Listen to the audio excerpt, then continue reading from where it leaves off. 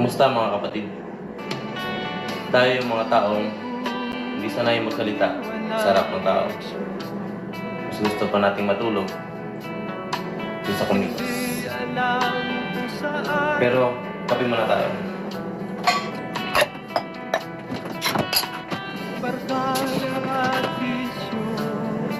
At kapag nataasan tayo ng mga pastor natin, kung pwede tumanggi, ay tatanggi tayo.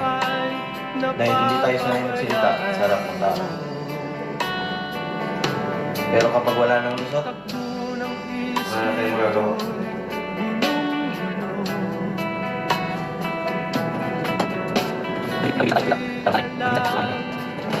Naalala ko yung kwento ni Jonas.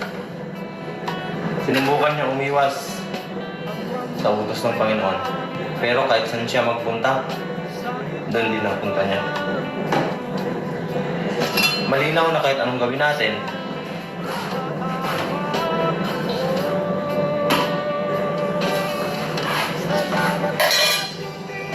malinaw na kahit subukan natin tumakas sa kagustuhan ng Panginoon, wala tayong magagawa.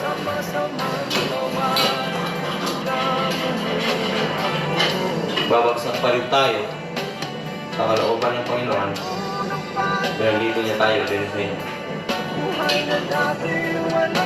Sabi ng Roma 11:29, sapagkat ang panawagan at kalooban ng Diyos ay hindi nagbabago.